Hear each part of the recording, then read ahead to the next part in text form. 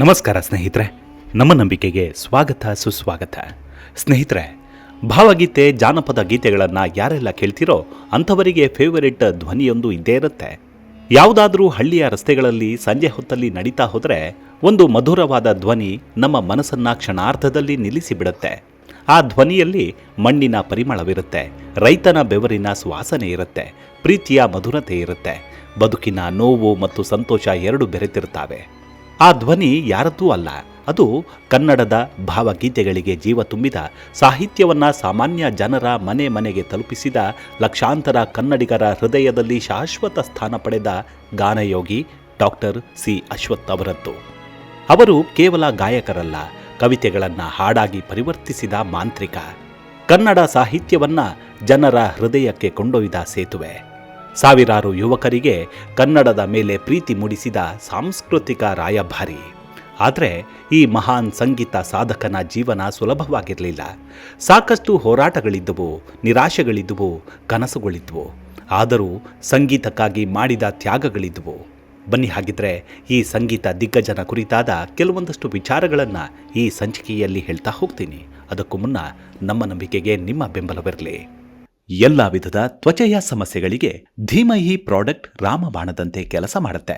ಕೇವಲ 3 ದಿನದಲ್ಲೇ ವ್ಯತ್ಯಾಸ ನೋಡ್ತೀರಾ. ಯಾವುದೇ ಅಡ್ಡ ಪರಿಣಾಮಗಳಿಲ್ಲ.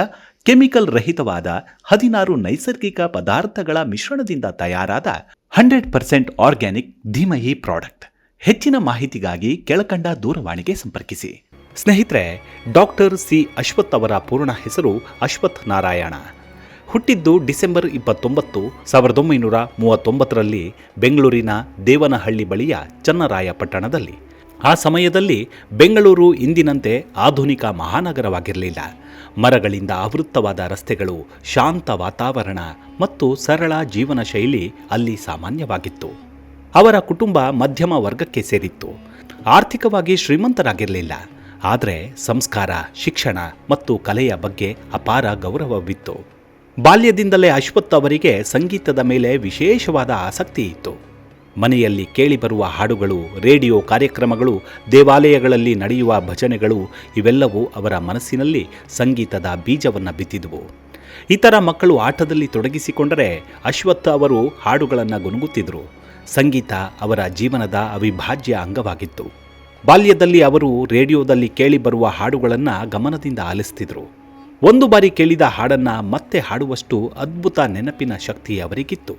ಅಶ್ವಥ್ ಅವರು ಉತ್ತಮ ವಿದ್ಯಾರ್ಥಿಯಾಗಿದ್ದರು. ಶಾಲಾ ದಿನಗಳಿಂದಲೇ ವಿಜ್ಞಾನ ವಿಷಯದಲ್ಲಿ ಆಸಕ್ತಿಯನ್ನು ಹೊಂದಿದರು.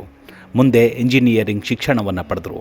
ಅನೇಕರು ಅವರನ್ನು ವಿಜ್ಞಾನಿ ಅಥವಾ ಎಂಜಿನಿಯರ್ ಆಗಿ ನೋಡಲು ಬಯಸಿದರು. ಆದರೆ ಅವರ ಹೃದಯದ ಆಳದಲ್ಲಿ ಸಂಗೀತವೇ ನೆಲೆಸಿತ್ತು. ಹಗಲು ಹೊತ್ತಲ್ಲಿ ಓದು ಮತ್ತು ಕೆಲಸ, ರಾತ್ರಿ ಸಂಗೀತವೇ. ಇದೇ ಅವರ ಜೀವನ ಶೈಲಿಯಾಗಿತ್ತು. ಸ್ನೇಹಿತರೊಂದಿಗೆ ಸಮಯ ಕಳೆಯುವುದಕ್ಕಿಂತ ಕವಿತೆಗಳನ್ನು ಓದುವುದರಲ್ಲಿ ಮತ್ತು ಸಂಗೀತವನ್ನು ಆಲಿಸುವುದರಲ್ಲಿ ಹೆಚ್ಚು ಆಸಕ್ತಿ ತೋರ್ತಾರೆ. ಈ ಅಭ್ಯಾಸವೇ ಮುಂದೆ ಅವರನ್ನು ಕನ್ನಡದ ಶ್ರೇಷ್ಠ ಭಾವಗೀತೆ ಗಾಯಕರನ್ನಾಗಿ ರೂಪಿಸಿತು. ಅಶ್ವಥ್ ಅವರ ಜೀವನದಲ್ಲಿ ಸಂಗೀತದಷ್ಟೇ ಮಹತ್ವ ಪಡೆದ ಮತ್ತೊಂದು ವಿಷಯ ಅಂದರೆ ಕನ್ನಡ ಸಾಹಿತ್ಯ.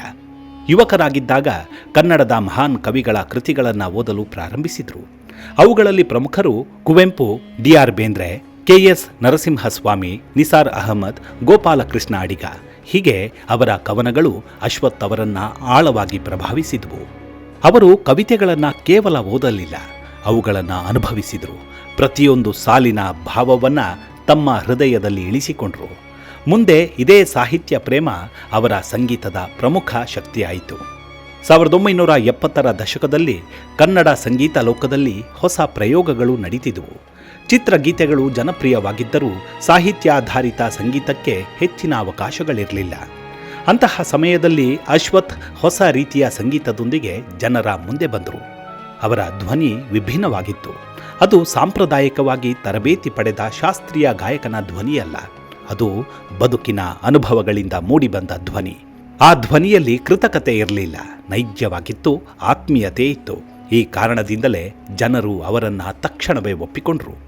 ಡಾಕ್ಟರ್ ಸಿ ಅಶ್ವಥ್ ಅವರ ಹೆಸರು ಕೇಳಿದಾಗಲೇ ಮೊದಲು ನೆನಪಾಗೋದು ಭಾವಗೀತೆಗಳು. ಅವರ ಮೊದಲು ಭಾವಗೀತೆಗಳು ಒಂದು ಸೀಮಿತ ವಲಯದಲ್ಲಿದ್ವು. ಆದರೆ ಅಶ್ವಥ್ ಅವುಗಳನ್ನು ಜನಸಾಮಾನ್ಯರ ಮನೆ ಮನೆಗೆ ಕೊಂಡೊಯ್ದರು. ಒಂದು ಕವಿತೆಯನ್ನ ಹಾಡಾಗಿಸುವಾಗ ಅವರು ಅದರ ಅರ್ಥವನ್ನು ಬದಲಾಯಿಸ್ತಿರಲಿಲ್ಲ, ಬದಲಿಗೆ ಅದರ ಭಾವವನ್ನ ಮತ್ತಷ್ಟು ಜೀವಂತಗೊಳಿಸ್ತಿದ್ರು. ಅವರು ಹಾಡಿದಾಗ ಕವಿಯೇ ಮಾತನಾಡುತ್ತಿರುವಂತೆ ಭಾಸವಾಗ್ತಿತ್ತು. ಅವರ ಧ್ವನಿಯಲ್ಲಿ ಪದಗಳು ಕೇವಲ ಪದಗಳಾಗಿರಲಿಲ್ಲ, ಅವು ಭಾವನೆಗಳಾಗ್ತಿದ್ವು. ಅವರ ಅನೇಕ ಗೀತೆಗಳು ಕನ್ನಡಿಗರ ಮನಸ್ಸಿನಲ್ಲಿ ಶಾಶ್ವತ ಸ್ಥಾನ ಪಡೆದಿವೆ. ಅವುಗಳಲ್ಲಿ ಕೆಲ ಹಾಡುಗಳು ಇಂದಿಗೂ ಕಾರ್ಯಕ್ರಮಗಳಲ್ಲಿ, ಕಾಲೇಜುಗಳಲ್ಲಿ ಮತ್ತು ಸಾಹಿತ್ಯ ವೇದಿಕೆಗಳಲ್ಲಿ ಕೇಳಿಬರ್ತಾವೆ. ಅವರ ಸಂಗೀತದ ವೈಶಿಷ್ಟ್ಯತೆ ಎಷ್ಟಿತ್ತೆಂದರೆ ಅದು ಗ್ರಾಮೀಣ ಜನರಿಗೂ ಅರ್ಥವಾಗ್ತಿತ್ತು, ನಗರವಾಸಿಗಳಿಗೂ ಹತ್ತಿರವಾಗ್ತಿತ್ತು. ಅವರ ಹಾಡುಗಳು ವಿದ್ಯಾವಂತರನ್ನ ಮಾತ್ರವಲ್ಲ, ಸಾಮಾನ್ಯ ಜನರನ್ನು ಸೆಳೆತಿದ್ವು. ಅಶ್ವಥ್ ಅವರ ದೊಡ್ಡ ಸಾಧನೆ ಅಂದರೆ ಜನಪದ ಮತ್ತು ಸಾಹಿತ್ಯದ ನಡುವೆ ನಿರ್ಮಿಸಿದ ಸೇತುವೆ. ಜನಪದ ಮತ್ತು ಸಾಹಿತ್ಯದ ನಡುವೆ ಸೇತುವೆ ನಿರ್ಮಿಸಿದ್ದು. ಅವರು ಸಂಗೀತದಲ್ಲಿ ಮಣ್ಣಿನ ಸುವಾಸನೆಯನ್ನು ಉಳಿಸಿಕೊಂಡ್ರು. ಅವರ ಹಾಡುಗಳಲ್ಲಿ ಕರ್ನಾಟಕದ ಹಳ್ಳಿಗಳ ಚಿತ್ರಣ ಕಾಣ್ತಿತ್ತು. ರೈತನ ಬದುಕು, ಪ್ರಕೃತಿಯ ಸೌಂದರ್ಯ, ಪ್ರೀತಿ, ವಿರಹ, ಸಾಮಾಜಿಕ ಚಿಂತನೆ ಎಲ್ಲವೂ ಅವರ ಹಾಡುಗಳಲ್ಲಿ ಮೂಡಿಬರ್ತಿದ್ವು. 1980 ಮತ್ತು 1990ರ ದಶಕಗಳಲ್ಲಿ ದೂರದರ್ಶನ ಕನ್ನಡ ಕರ್ನಾಟಕದ ಕುಟುಂಬಗಳ ಪ್ರಮುಖ ಮನರಂಜನೆಯ ಮಾಧ್ಯಮವಾಗಿತ್ತು. ಆ ಸಮಯದಲ್ಲಿ ಅಶ್ವಥ್ ಅವರ ಕಾರ್ಯಕ್ರಮಗಳು ಅಪಾರ ಜನಪ್ರಿಯತೆಯನ್ನು ಗಳಿಸಿದವು. ಅವರು ವೇದಿಕೆಗೆ ಬಂದರೆ ಸಾವಿರಾರು ಜನರು ಗಂಟೆಗಳ ಕಾಲ ಕುಳಿತು ಕೇಳ್ತಿದ್ರು. ಅವರ ಮಾತುಗಳಲ್ಲಿ ಸರಳತೆ ಇತ್ತು, ಅವರ ಹಾಡುಗಳಲ್ಲಿ ಪ್ರಾಮಾಣಿಕತೆ ಇತ್ತು. ಇದೇ ಜನರನ್ನ ಅವರತ್ತ ಸೆಳೆಯಿತು. ಅಶ್ವಥ್ ಕೇವಲ ಭಾವಗೀತೆಗಳಿಗೆ ಸೀಮಿತವಾಗಿರಲಿಲ್ಲ. ಅವರು ಕನ್ನಡ ಚಿತ್ರರಂಗಕ್ಕೂ ಗಮನಾರ್ಹ ಕೊಡುಗೆ ನೀಡಿದರು.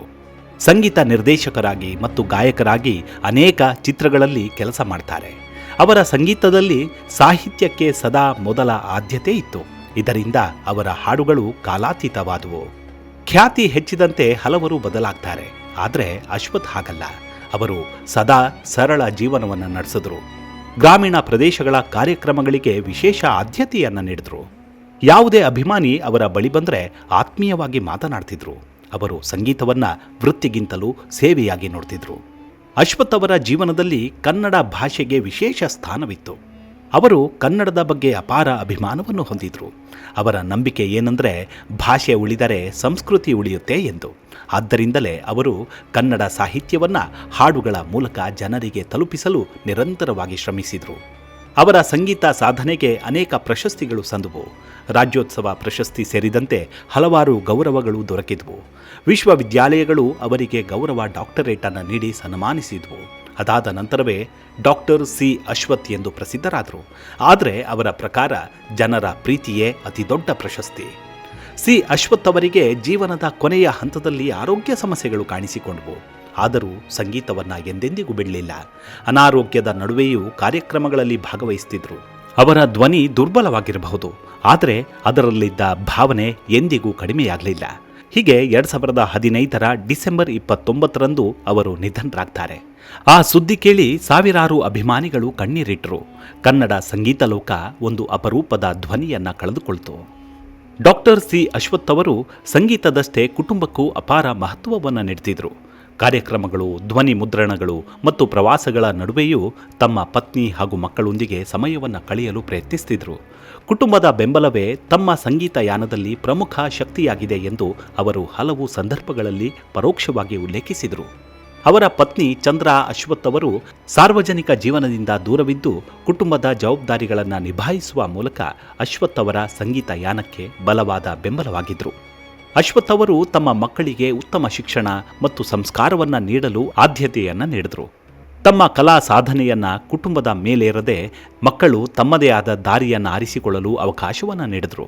ಕುಟುಂಬದ ಸದಸ್ಯರು ಹೆಚ್ಚಿನ ಮಟ್ಟಿಗೆ ಸಾರ್ವಜನಿಕ ಜೀವನದಿಂದ ದೂರವೇ ಉಳಿದಿದ್ದಾರೆ. ಅವರ ಹಿರಿಯ ಪುತ್ರಿಯ ಹೆಸರು ಸಹನಾ. ಅವರು ಸಾರ್ವಜನಿಕ ಜೀವನದಲ್ಲಿ ಹೆಚ್ಚಾಗಿ ಕಾಣಿಸಿಕೊಳ್ಳುವುದಿಲ್ಲ. ತಂದೆಯ ನಿಧನದ ನಂತರ ನಡೆದಂತಹ ಕೆಲವು ಸ್ಮರಣಾ ಕಾರ್ಯಕ್ರಮಗಳಲ್ಲಿ ಭಾಗವಹಿಸಿದರು. ಅವರ ಪುತ್ರನ ಹೆಸರು ಸಂದೀಪ್. ಅವರು ಕೂಡ ಸಾರ್ವಜನಿಕ ಜೀವನದಿಂದ ದೂರವೇ ಇದ್ದಾರೆ. ತಂದೆಯ ಅಂತ್ಯಕ್ರಿಯೆ ಮತ್ತು ಸ್ಮರಣಾ ಕಾರ್ಯಕ್ರಮಗಳಲ್ಲಿ ಕುಟುಂಬದ ಸಮೇತರಾಗಿ ಭಾಗವಹಿಸಿದ್ರು ಬಿಟ್ಟರೆ ಬೇರೆಲ್ಲೂ ಸಾರ್ವಜನಿಕವಾಗಿ ಕಾಣಿಸಿಕೊಳ್ಳೋದಿಲ್ಲ. ಇಂದು ಸಂಗೀತ ದಿಗ್ಗಜ ಅಶ್ವಥ್ ನಮ್ಮೊಂದಿಗಿಲ್ಲ, ಆದರೆ ಅವರ ಹಾಡುಗಳು ಜೀವಂತವಾಗಿವೆ. ಯಾವುದೇ ಕನ್ನಡ ಸಾಹಿತ್ಯ ಕಾರ್ಯಕ್ರಮ ನಡೆದರೂ ಅವರ ಹಾಡು ಕೇಳಿಸುತ್ತೆ.